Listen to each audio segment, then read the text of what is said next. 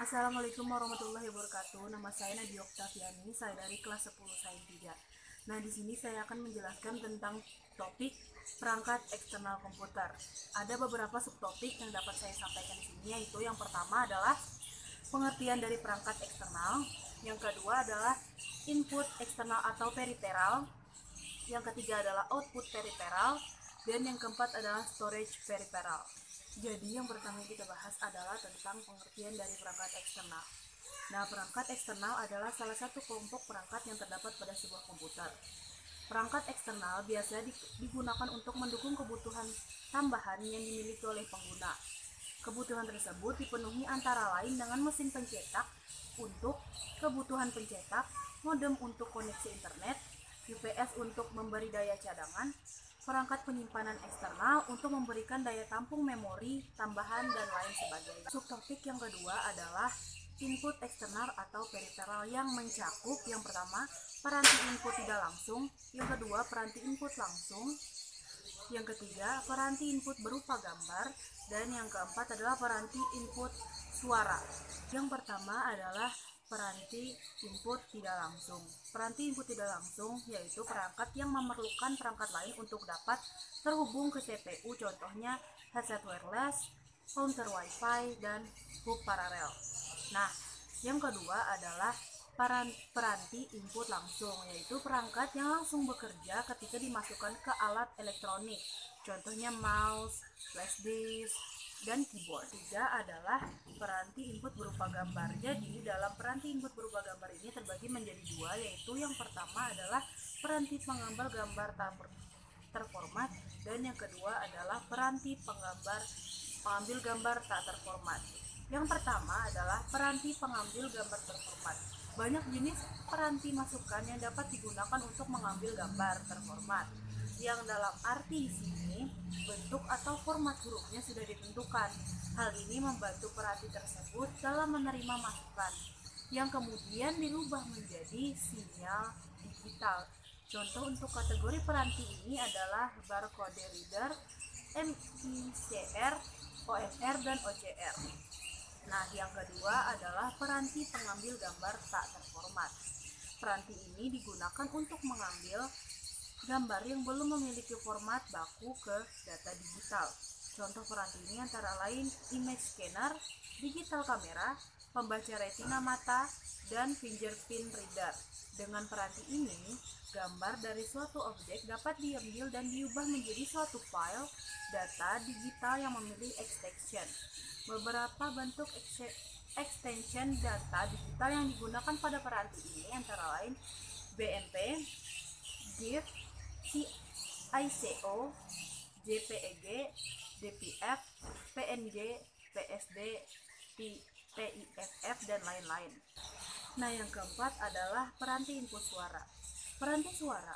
Beberapa jenis peranti yang digunakan untuk menangkap masukan berupa suara agar dapat diubah menjadi isyarat telah tersedia di pasaran. Penangkapan masukan suara biasanya dilakukan melalui mikrofon atau pesawat telepon. Namun, dalam perkembangannya muncul alat yang disebut Automatic Speech Recognition atau ASR yang terdiri atas perangkat keras dan perangkat lunak yang dapat mengenali kata-kata manusia. Contohnya adalah mikrofon. Jadi prinsip kerja mikrofon sebenarnya adalah pengubahan variasi tekanan udara karena adanya suara menjadi variasi isyarat listrik. Input device ini berfungsi untuk memasukkan data berupa suara yang akan disimpan di dalam memori komputer. Penggunaan mikrofon harus didukung oleh hardware lain seperti sound card dan speaker. Nah, yang kedua adalah Automatic Speech Recognition ASR tadi. Sistem ASR dapat mengenali masukan berupa kata-kata dalam kalimat. Sistem ini memiliki yang pertama fitur penganalisis yang dapat memisahkan suara orang dengan suara-suara pengganggu pada latar belakang dan pengubah sinyal digital suara menjadi fonem. Yang kedua adalah pengklasifikasi pola, dan yang ketiga adalah pemrosesan bahasa. Nah, yang ketiga adalah touch tone. Touch tone adalah peranti yang dapat menerima masukan yang berasal dari telepon untuk memasuki dalam subtopik yang ketiga, yaitu output peripheral. Jadi, output peripheral adalah perangkat keras komputer yang berfungsi untuk menampilkan atau mencetak keluaran sebagai hasil pengolahan data. Alat keluaran terdiri atas hard copy, soft copy. Alat keluaran yang termasuk soft copy menghasilkan keluaran yang berupa tampilan pada monitor atau berupa suara. Sedangkan alat keluaran yang berupa hard copy memberikan keluaran berupa bahan cetakan, entah berupa kertas, plastik transparan, mikrofilm, atau microfiche.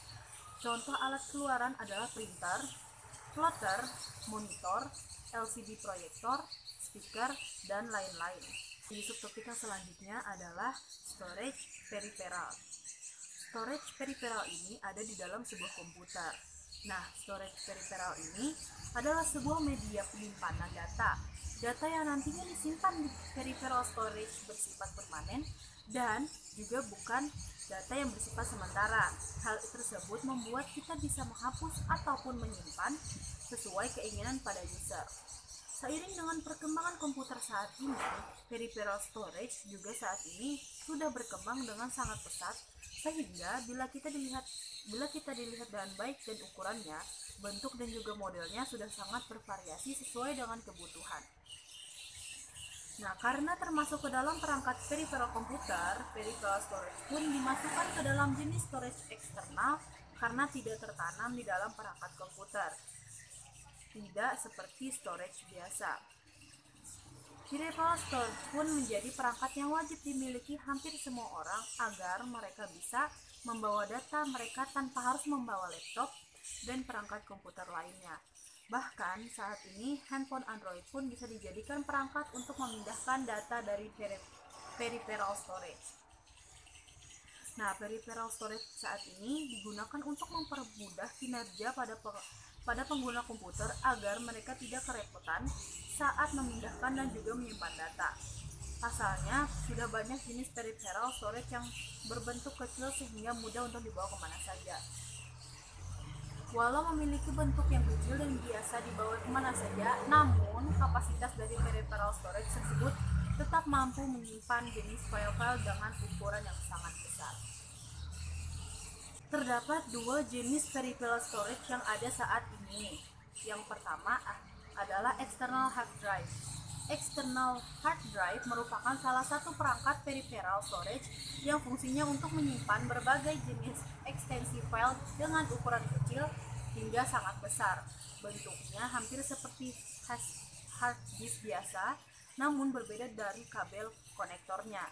External hard drive menggunakan kabel USB untuk memindahkan, menyimpan, dan merubah data yang ada di dalamnya yang nantinya dihubungkan ke perangkat komputer. Contohnya adalah flash disk. Yang kedua adalah CD-RW atau DVD-RW. CD dan DVD-RW merupakan salah satu dari beberapa macam peripheral storage yang saat ini banyak digunakan orang. Bentuk dari peripheral storage yang satu ini mirip seperti CD atau DVD biasa. Namun, Anda bisa memasukkan, memindahkan, dan menghapus data yang ada di dalamnya.